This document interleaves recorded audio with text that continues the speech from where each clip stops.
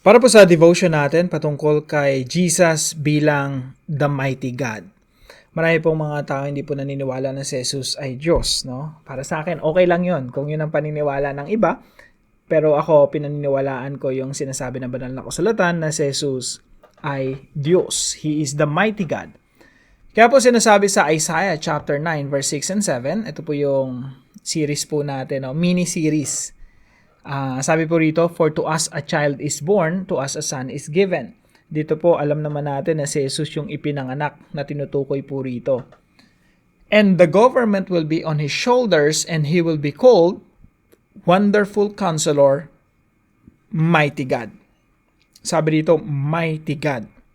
Sa Tagalog po, siya ay tatawaging kamanghamanghang tagapayo, makapangyarihang Diyos. So, sino po yon? Si Kristo. Now, paano may sinasabi dito sa John chapter 17 verse 3? Sabi dito, habang si Jesus nananalangin, sabi niya, now this is eternal life, that they may know you, the only true God, and Jesus Christ whom you have sent, that they may know you.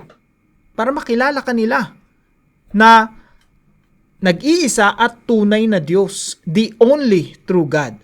Para mas mabigat pa, tingnan natin sa Greek.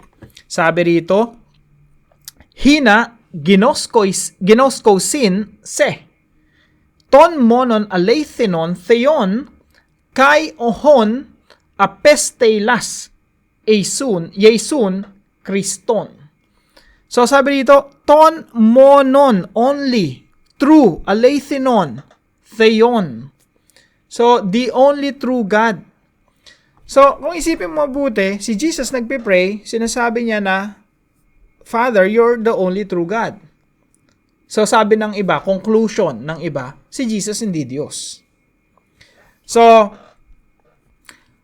ang tingin nila, kapag sinabi mong si Jesus ay Diyos, kagaya nito sa Isaiah, chapter 9, verse 6 and 7, sabi dito, si Jesus, siya ay tatawaging Wonderful Counselor, Mighty God.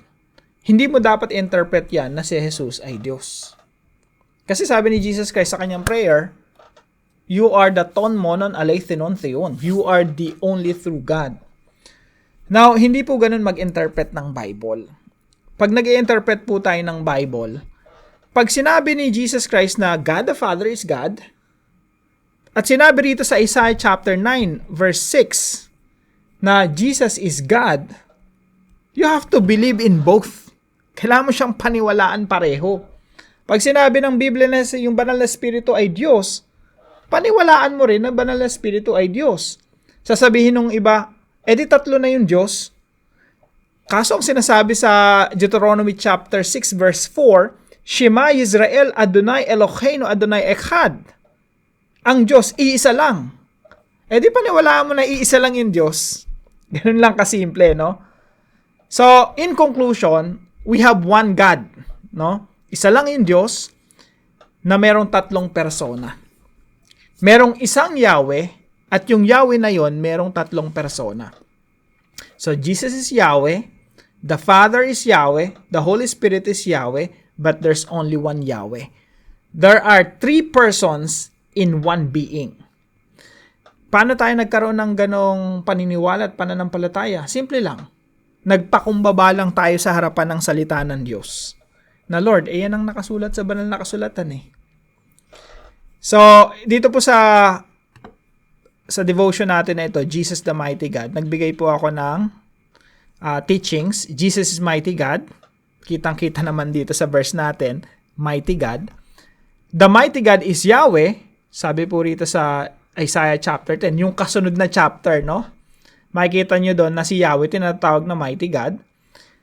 At dito, yung conclusion natin, therefore, Jesus is Yahweh. Tapos sa application po natin, nagbigay tayo ng ilan sa mga paano tayo mag-interpret ng Bible. Una po yung harmonize the scripture with humility. Ibig sabihin po ng harmonize, huwag mong i-reject yung ilang mga talata kasi meron kang kinuhang isang talata. Halimbawa, yung iba, sabi nila, John chapter 17 verse 3, sabi ni Jesus, you are the only true God.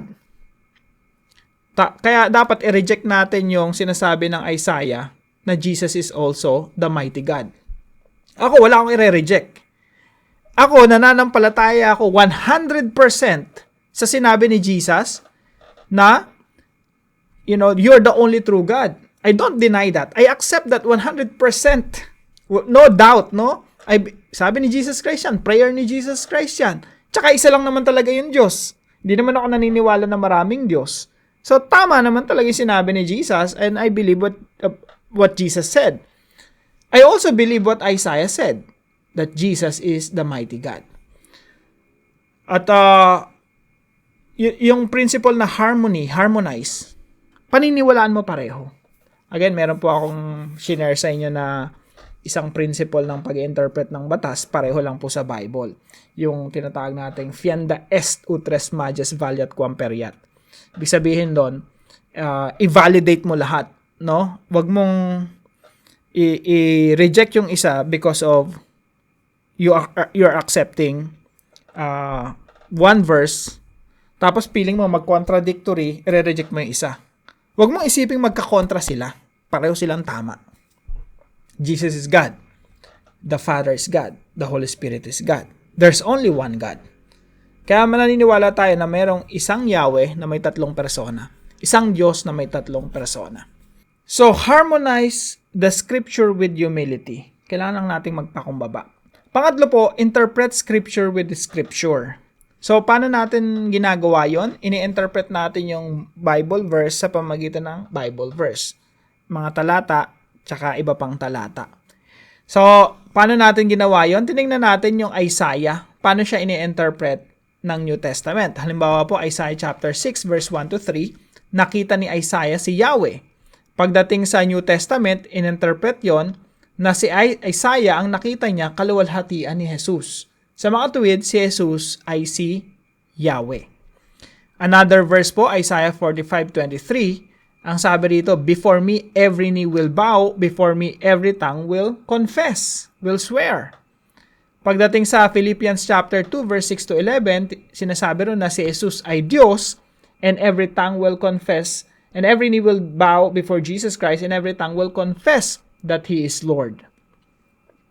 Isaiah chapter 40 verse 3. Sabi dito na daraan si Yahweh, darating si Yahweh, a voice of one calling in the wilderness, prepare the way for the Lord, make straight in the desert a highway for our God. Si Yahweh, yung capital L-O-R-D, ibig sabihin po niyan Yahweh sa Hebrew. Yahweh, si God, i-prepare daw yung dadaanan niya. Pagdating sa New Testament, yung dadaan si Jesus. Meaning to say, Jesus is Yahweh. Jesus is God.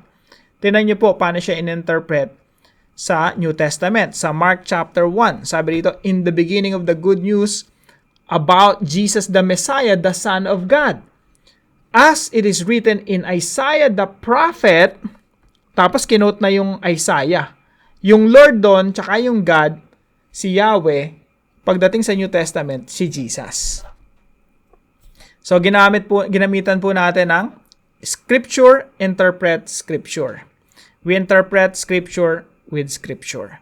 So, I hope meron po kayong natutunan dito sa additional video na ito. At I hope lumalim po tayo sa ating pananampalataya. Hindi lang tayo basta naniniwala sa sinasabi ng iba, kundi nakikita rin talaga natin mula sa Biblia kung ano yung tinuturo patungkol sa pagka-Diyos ni Kristo. Now, pwede niyo pong panoorin ito.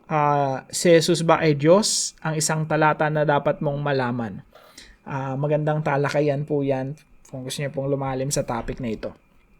So, I hope marami po kayo natutunan. Patuloy po kayong pagpalain ng ating Panginoon.